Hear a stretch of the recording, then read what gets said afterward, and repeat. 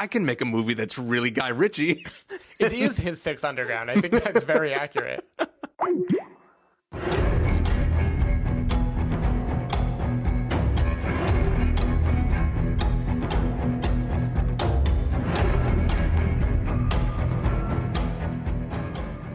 Hello, everybody, and welcome to the Spoiler Warning Podcast. This is review number 586 with a review of The Gentleman. I'm Christopher Schnese. And I'm Stephen Miller. And if you're joining us for the first time, the Spoiler Warning Podcast is a weekly film review program. Each week in the show, we're going to dive in, debate, discuss, and argue over the latest film releases coming to a theater near you. This week, we are not arguing over The Turning, which apparently is doing not so well right now. Yep. We did not see it, but we are here to talk about The Gentleman, which is the latest film from Guy Ritchie.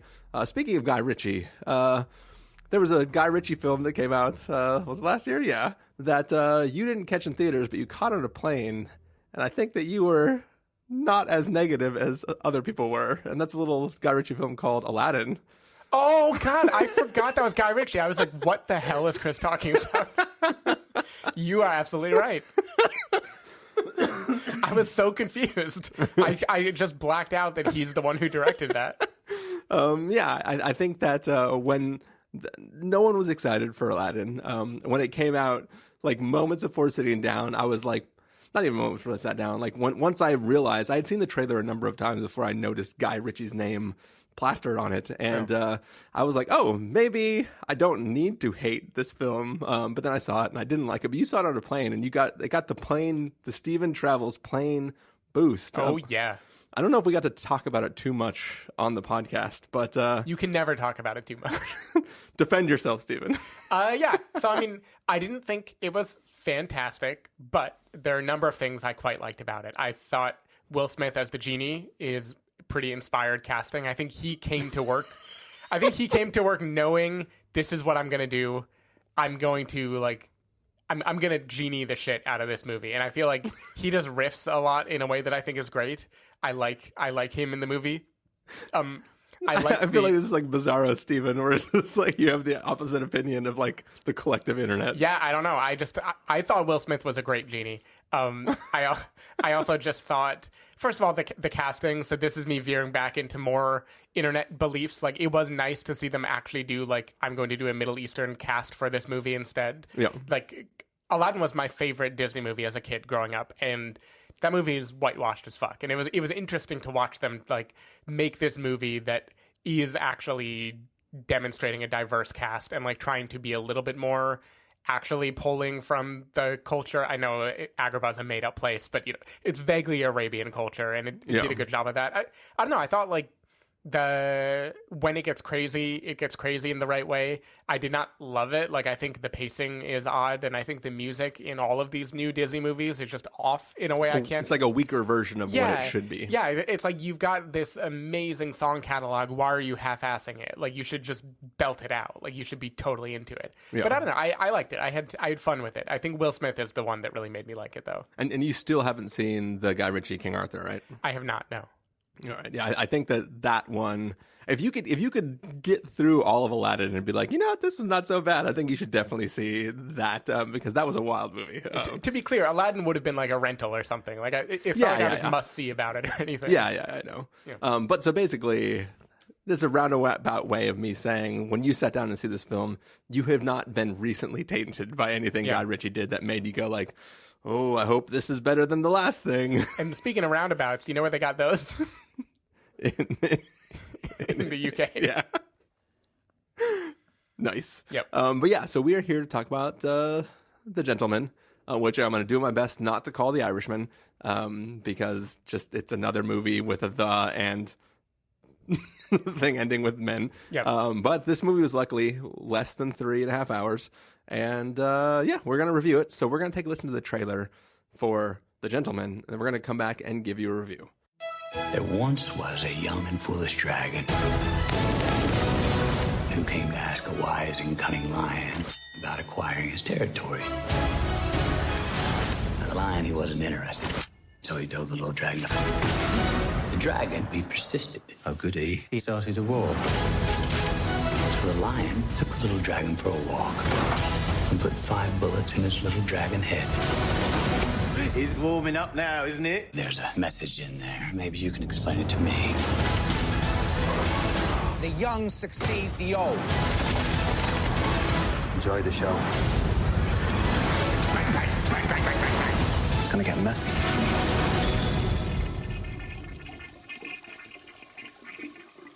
I forgot to wash my hands.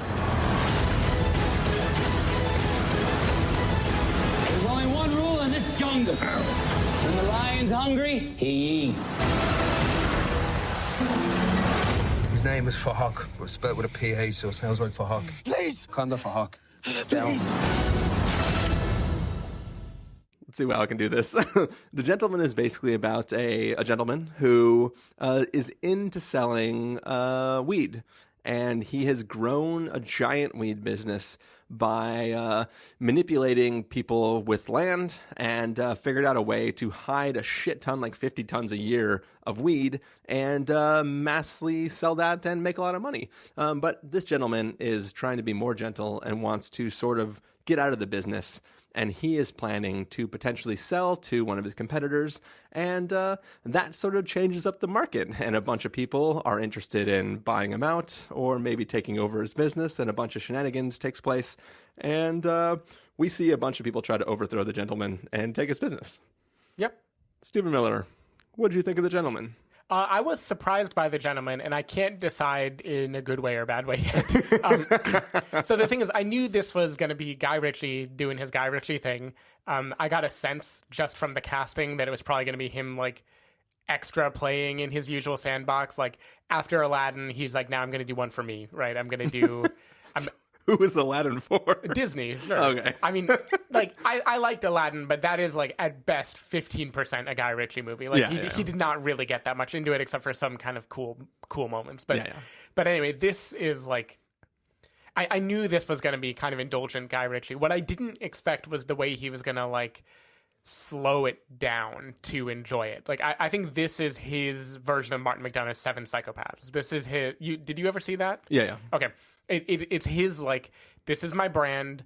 I'm going to comment on my brand. I'm going to have, like, a whole meta thing, even deconstructing what I do.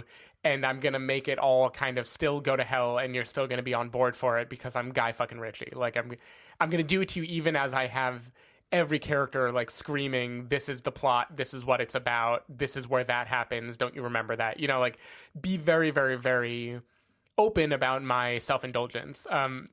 And there's a lot of really fun stuff to be had there. Like, the cast is just having an amazing time chewing scenery here. Like, Hugh Grant, I think, is probably having the most fun. He's still, like, riding those fumes from Paddington 2. He's still, like, full on, like, just extreme parody of a character. Like, just being a blast to watch. Jeremy Strong, I thought, was a lot of fun in this movie. He's kind of, like, doing a 180 from his Succession character, at least in behavior, though arguably not in longer term mannerisms, but at least in his behavior.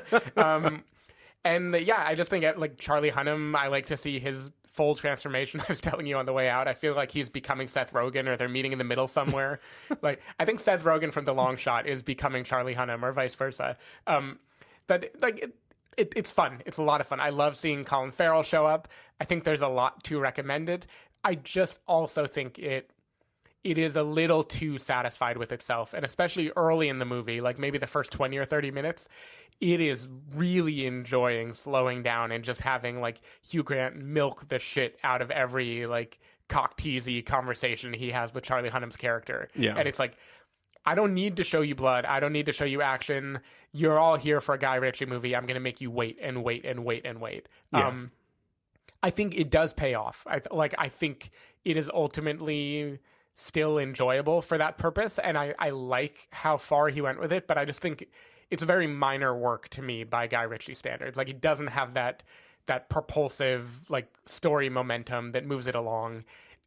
By design, like, it's trying to deconstruct it and just to kind of fuck around in the sandbox that he's built, but you feel that lack of forward momentum, I think, in certain parts. I also think, like, it is very funny in parts, but it is also very lazy funny in other parts. I'm not going to decide if it's genuinely offensive or not. Britain is its own place. I don't know what they say. Like, you know, like the word the word they throw around the most, the C word, is known to be in Britain like fine and different. That didn't bother me. But there's some like racial stereotypes and other stuff that is just, it isn't even aggressive enough to be offensive. It's just kind of like, you didn't need that. That's kind of lazy. It gets weird when he tries to like woke-splain to another character like some things, but then also fucks up while he's doing it. And maybe that's the joke, but I'm not sure. I mean, I think it's just him dicking around. Like, I think he's just having fun with some lazy comedy mixed with some quite clever writing. And yeah, I don't know. It just feels like I won't say lackluster, because I think Guy Ritchie is throwing like a whole lot of Guy Ritchie into this movie, but it's more like he is making this not... He isn't caring to hone it into a full thing. He just like wants to enjoy this mini universe that he made and the way these characters would interact. So a lot of cool moments. Like, I liked Henry Golding as Dry Eye. I like lots of stuff in this movie on its own, but it feels like it's like a bunch of sketches that could be made into a complete movie, that instead they, rather than do the work of making a complete movie, they decided to be like, let's just keep it incomplete and just make that be the point. So that's kind of how I feel. I'm still confused because I kind of like that, and I also kind of feel like you could have tried harder than this. So how did I feel about this movie?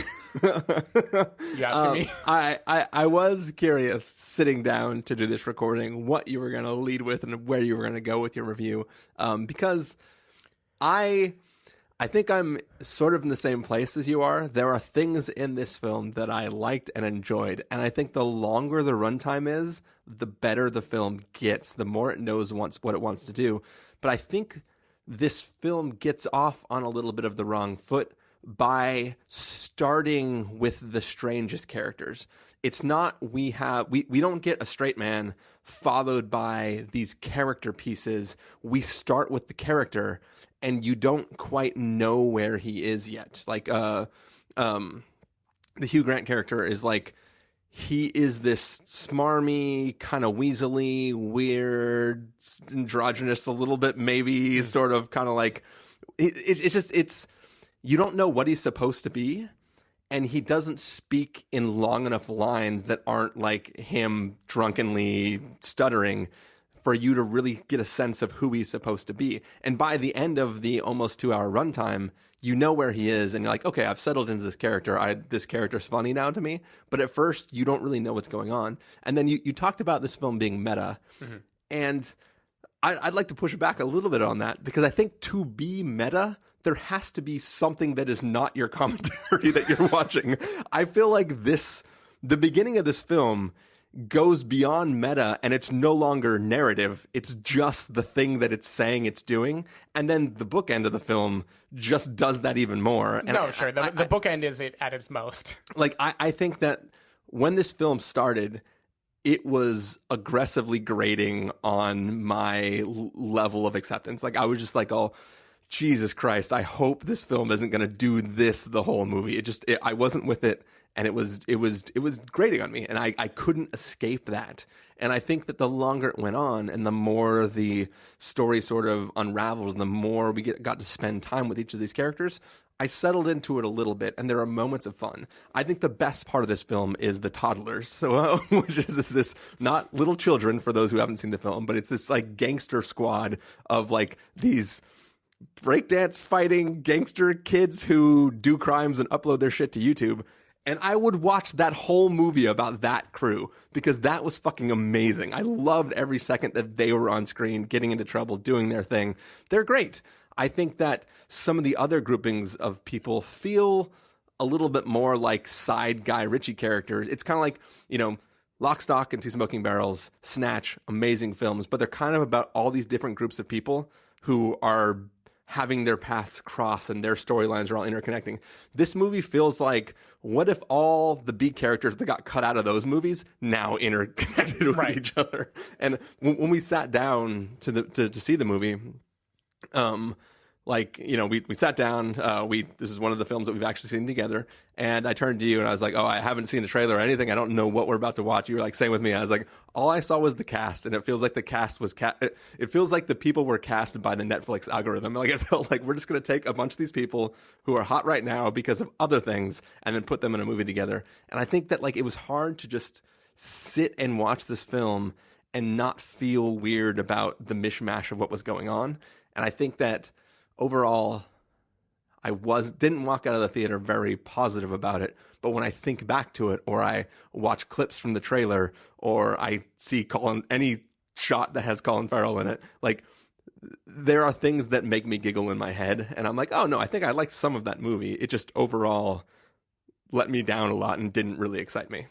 I think for me, one thing I do believe, and this is a thing I felt knowing the movie existed. I think there was a very short trailer, like a teaser that I saw a while before the movie came out, is that I don't think Matthew McConaughey fits in the Guy Ritchie universe. I think he's the wrong person to anchor this movie, because he's basically playing himself, like he's being his own swaggering American, and they just decide to make him an American instead. But he doesn't, I don't feel like the movie actually builds him up as anything, and he doesn't have enough personality as an actor to shorthand that, like the way that some people might, where like just the swagger they have would make you believe everything that is said about them. Yeah. Like I feel like he is the least interesting person in this movie, or one of them. Whereas like so many of the side characters, like Colin Farrell's character, or Henry Golding's character, or Charlie Hunnam, or Jeremy Strong, are people where I feel like have extremely well-defined kind of like maxed out personality traits. And that is a kind of weird thing. And it makes it so this movie, I think the A plot is barely existent, right? It's all, well, none of the plots are really existent, but it isn't, it isn't about what it's about. It's about like the fun of... It's about telling a story. Yeah, it's about telling a story, and telling a story kind of in reverse of like, he's doing the same Guy Ritchie thing where, you know, threads are going to be woven and they're going to collide at some point, but they've already kind of collided at the beginning because you know that that's where it's going from the framing device. So it's kind of, it's enjoying like slowing it down and just being like, how slow motion can I make this car crash and still have you like be along for the ride? Yeah. To various effects. Like I don't know. I like the universe Guy Ritchie movies exist in. I like there's a scene that is rather drawn out that takes place at an addict's apartment that I liked everything about that scene. I feel like to me that was like peak Guy Ritchie. You mentioned the toddlers; those are great. In general, toddlers are great. Yeah, love toddlers. As the movie progresses and it coagulates into more of a kind of traditional Guy Ritchie type movie, I think it has more and more to recommend it. Like when things start to get double crossy and violent and everything, that's all fun. All of it is fun. It's just kind of it isn't even just that it is a little underwhelming. It's like it is delighting in underwhelming me for the first half hour at least of the movie, of being like trying your patience. And sometimes I love having my patience tried. Like sometimes I'm just so on the director's wavelength. I'm like, yes, jerk me around. I don't care. Like do it to me because I trust that you are going to get me to like where you want me to be in the end.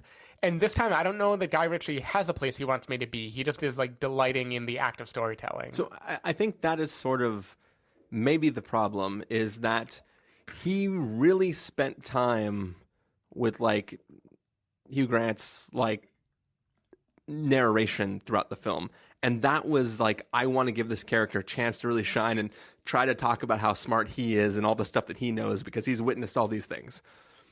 The problem is that like, so in, once again, not to compare too much to Lock, Stock, and Two Smoking Barrels and Snatch, but in those films we bounce between groups of characters and we watch their storylines collide. And we know they'll eventually cross paths because why would we be watching all these separate, like, it's not an anthology film, it's a bunch of storylines that are going to connect. But we bounce between these different characters. In this film, that journey is sort of cut away, and instead we're given a character telling what they've witnessed for the whole movie. And then there's like a weird narrative framing where there's an opening scene to this film, and then we don't return to that until later in the film.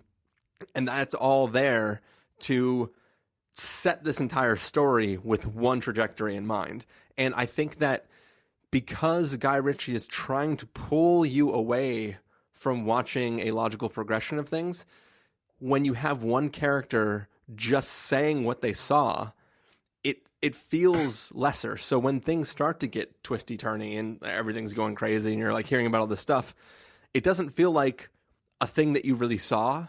It's kind of like I have a cup and I put a ball under it, and then you go, yeah, but then under that cup I put a peanut, and then I lift up the cup and there's a peanut there. That's not like oh shit, you tricked me. That's like, okay, so you're just retconning me putting a ball under the cup, right? It doesn't feel like oh shit, I could have seen that happening the whole time. It feels like while I was telling you this, there's this other stuff I hadn't told you yet. And I think that doesn't feel like a good topsy-turvy sort of plot. It feels like this story has to have these sort of ebbs and flows because that's the story I want to tell you, but it doesn't feel earned. It just feels like there's a character narrating, so things happen. Yeah. So I think I buy that, though. I'm wondering, would you say Guy Ritchie typically does have the thing where you delight in having been able to call it? Like, I don't feel like in Lock, Stock there's a universe where you would know how things will happen until they happen. Like, you're kind of at his mercy all along, right? But you are watching those narrative threads be woven together, and that is the joy. The joy isn't because I don't like. There's not like big like oh shit moments.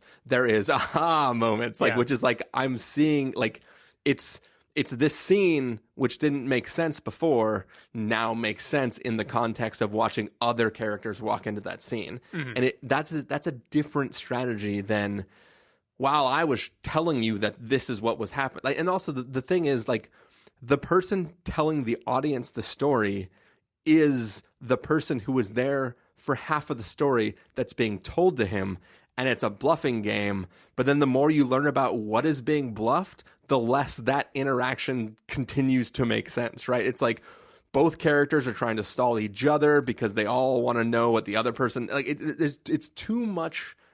It's too much stuff happening that all amounts to nothing. So while there's moments of joy from the interactions between characters, that falls apart. For like the narrative never feels cohesive or good. You just have funny moments between characters, and that's hard to sustain a film from or for. And when you have that thing which you called meta, which I called an insult, it that like layered on top of all of this non-story just feels sort of lackluster to me in a way that makes me go like, I had fun with it, but I definitely didn't enjoy this film that much. Yeah, I think I see that. I had enough enjoyment still to carry me over the finish line, but I do feel like there's a laziness to it. Like I said, there's a laziness to the jokes, especially the racial joke. Like they're all things that were in Wayne's World, like 30 years ago or something. Like there's not a lot new there. It's kind of like just delighting in being obvious. But then there still is like a kind of giddiness with like how ridiculous Guy Ritchie's characters are, and like watching when the mayhem does happen, there's fun to be had there, and like he knows enough to still know how to get you to that point, even if he's spending a lot of the movie infuriating you rather than building up to it. Yeah, but like so going back to because I don't want to just shit on this film, but like so I said that I love the toddlers and they are amazing, but the toddlers feel like 8 Tom Hollands that are just fucking happy they're in a Guy Ritchie movie. Like they are so stoked to be there and they are having fun, and they feel kind of in a different movie because everyone else is like an actor, right? Everybody else is like a person who you've watched in a million other movies, and like they have things they are bringing into the story, and all these kids or younger guys, like I don't know them from anything, so like when I see them, they just feel authentic kids from around the neighborhoods and people who are like hoodlums that are just getting into trouble. It kind of wants me to now see Guy Ritchie make a movie that is just unknown actors being a more like realist, like here is what the gritty parts of London are now. Like, and I'm not going to have famous people chewing scenery. I'm just going to have like this real, like you've done the most extreme, I'll call it meta version of this story. Now give me the direct one again. Yeah. Like give me the direct one that doesn't have the recognizable faces that are winking at the camera. I feel like that would be really cool. So the question is, would people have been as excited to see that film, or is part of the draw Guy Ritchie's name above all these actors that we know? Oh, for sure that's part of the draw. I mean, it's similar. I think in execution it's very different, but the draw is similar to Once Upon a Time in Hollywood, for instance, where you're just like, oh shit, wow, he's back with all those people. Man, I got to see what they're going to do, you know? Yeah. Yeah, it has that kind of joy, or like a Coen-y movie or something where like the cast just comes back, or even Wes Anderson. Like all these people, they have these guys who play in their sandbox. This is gonna sound dumb to ask because I should know already, but has Colin Farrell been in a prominent Guy Ritchie movie before? Like, I know Martin McDonagh movies, but I do not know. Because he seems like if he hasn't been, he like fits like a glove. Like he so obviously needs to be in that world. Yeah. But yeah, I think just the collection of people is great, and it feels like a kind of greatest hits of. I guess it's mostly the secondary characters in this movie that are Guy Ritchie staples, like Big Dave. He's definitely been in a bunch of them. But I don't know. I don't think the draw of this movie would be the same, but this movie is so indulgent, like, it wouldn't have been the same movie at all. Like, I don't know. It's a completely different venture. Yeah. Cool. Any other thoughts about this film? Not really. No. Cool. Just as many thoughts as Guy Ritchie put into making the film. I kid. But what I'm not kidding about is our verdicts for this film. So Stephen Miller, if you're going to give us a must-see, recommend with a caveat, wait for rental, pass with a caveat, or a must-avoid, what would you give it? I'm teetering between rental and recommend with caveat, but I think I'm going rental. I don't like... For this weekend, it almost definitely is like the best thing to see. And if you're thinking like, should I go amuse myself with something? Like, yeah, I found it amusing. I had a totally fun time seeing it. It didn't like propel itself along as much as I was hoping to, but it's fun to think about later. And I kind of enjoyed seeing where Guy Ritchie is at right now. I don't think this is phenomenal, and it is definitely like one of the more minor things that he's done, but whatever. I think it's also totally fine. Yeah, I think that this is definitely a rental territory. This would be a perfect Netflix film. I mean, if Six Underground is like the most Bay, this is like Guy Ritchie saw Six Underground, even though I know time-wise this doesn't make any sense. But like, he saw that and was like, I can make a movie that's really Guy Ritchie. It is his Six Underground. I think that's very accurate. Yeah, so a rental for me. So that is going to bring us to the end of our review of The Gentleman. Stephen Miller, if people want to find you throughout the week, where can they do that? People can find me at twitter.com/sdavidmiller or sdavidmiller.com. People can find me at ChristopherInRealLife.com or Twitter.com/ChristopherIRL. You can find the podcast over at thespoilerwarning.com, where you can get a bunch of the back episodes of the show. If you want to subscribe to the show, you can do so on Overcast, Stitcher, Apple Podcasts, or wherever podcasts are found. If you want to know the episodes go live, you can follow us at Twitter.com/SpoilerWarning, Facebook.com/TheSpoilerWarning, or Instagram.com/TheSpoilerWarning. If you want to get a hold of us directly, you can send an email to fans@thespoilerwarning.com, or you can use the contact form on our site. Music for this episode will come from the soundtrack to The Gentleman. Boxes of Bush. Unfortunately, they haven't, as far as I can tell, they have not released that full track that the toddlers use when they upload their video of the mayhem they're doing. If that is somehow released on the internet before tomorrow, then it'll be playing. If not, we have a small clip from a video that was online that has that, and you'll probably hear that at the end. Otherwise, you're just hearing some... Chris and I will just wrap it and record it. There is a track called The Toddlers, and it is like the music that is playing in the film. The Rugrats theme. When we first... But yeah, that is our review of The Gentleman. Next week, we're going to be back with a review of the rhythm section. We're only doing movies that start with for the rest of time. That is the Bad Boys. Yeah, The Bad Boys. But yeah, we'll see you next time. Thanks for listening. See ya. Bye.